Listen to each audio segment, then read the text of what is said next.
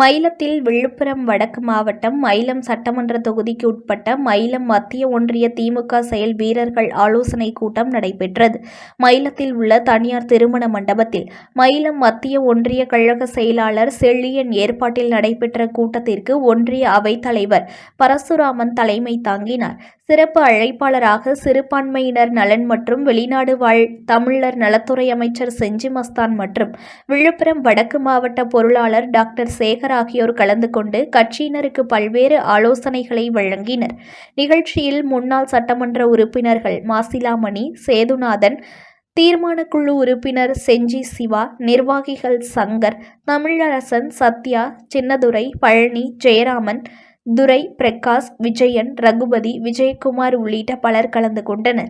முன்னதாக அனைவரையும் வரவேற்று பேசிய ஒன்றிய செயலாளர் செழியன், வருகின்ற சட்டமன்ற தேர்தலில் வெற்றி பெறுவது நம் இலக்கு என பேசினார். நிகழ்ச்சி முடிவில் அனைவருக்கும் அசைவ விருந்து அளிக்கப்பட்டது.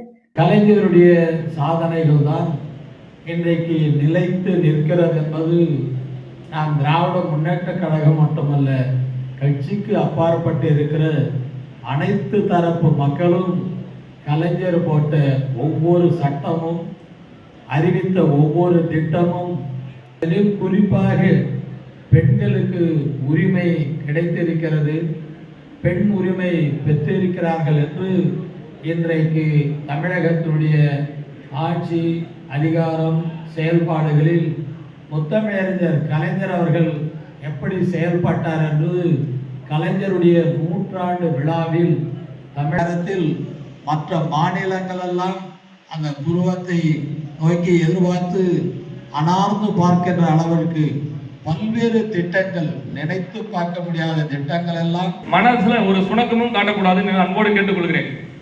இப்போ பாத்தீங்கன்னா திமுக விட்டா வேற எந்த கட்சி சமூக நீதிக்கும் சம உரிமைக்கும் பாடுபடுற கட்சி எந்த கட்சி இருக்கு?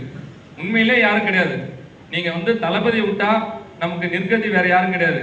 நீங்க எப்பாடுபட்டாலும் தளபதியை வெற்றி பெற வைக்கிறதுக்கு உங்க மனசுல சின்ன இடங்கள், சின்ன சஞ்சல கூட 2 கிளைச்சாளர் இருப்பாங்க, பார்த்தா அவங்களுக்குள்ள மன கஷ்டம் இருக்கும்.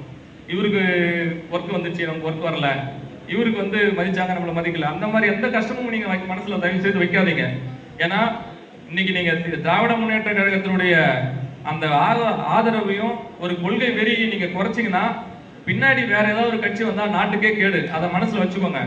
நம்ம பெண் உரிமை எடுத்தாலும் சரி, சமூக விடுதலை எடுத்தாலும் சரி, சமூக நீதி எடுத்தாலும் சரி, எல்லாரும் எல்லாருக்கும் கிடைக்கணுங்கிற திராவிட மாடல் எடுத்துக்கிட்டாலும் சரி, திமுக விட்டா இன்னைக்கு யார் இருக்கிறாங்க? நம்ம தளபதி விட்டா யார் இருக்கிறாங்க?